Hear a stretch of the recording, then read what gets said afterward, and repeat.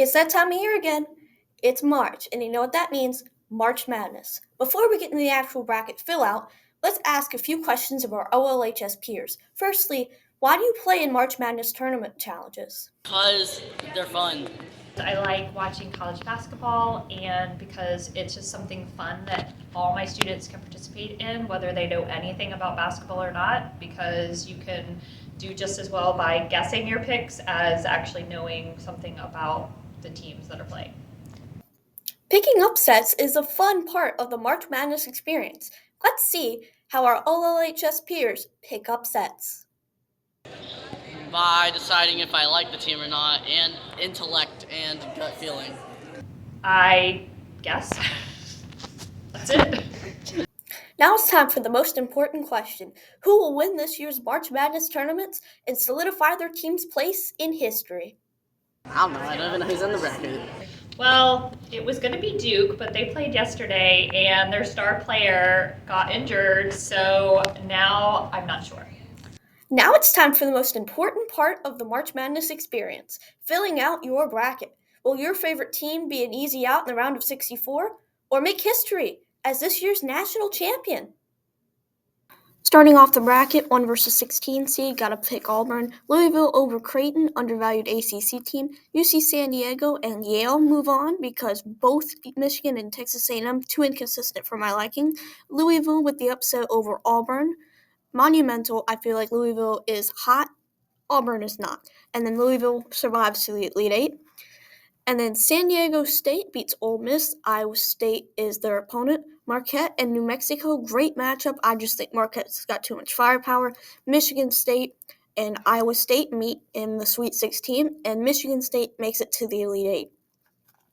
In the West region, we have Florida and UConn, Oklahoma, great 8 versus 9. I just trust the SEC teams here. And then Colorado State, way too hot for Memphis right now. Maryland beats them, and then Florida makes their way through the region to the Elite Eight. Drake over Missouri. Missouri is a very inconsistent team. Drake is very consistent with the recent loss to Bradley. Other than that, they have been on fire. Texas Tech beats them. St. John's beats Arkansas. That's the Elite Eight matchup. Duke over the 16. Mississippi State, Baylor, great 8 versus 9. I don't trust Baylor. They've had some trouble against mid-tier Big 12 opponents. And Duke moves on to the Sweet 16 with the opponent Arizona. Arizona is a great team. So is Oregon. I just trust Arizona here. BYU, VCU, scary matchup for BYU. I've got BYU here. And then we've got Vanderbilt beating St. Mary's. I feel like St. Mary's fell to Gonzaga in the championship. I don't trust them as much anymore.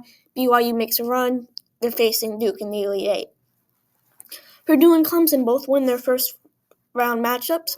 Gonzaga, Houston, that's going to be a great matchup personnel-wise. Gonzaga is a blue blood. They've got the talent. But Houston is going to beat both them and a hot Clemson. Texas beats Illinois to face Kentucky. And then they also beat Kentucky, who has performed less than ideally in the last few tournaments. And then Tennessee, Houston, the Elite Eight. Michigan State and Duke win their matchups. And Florida, they're just too hot. Texas Tech loses.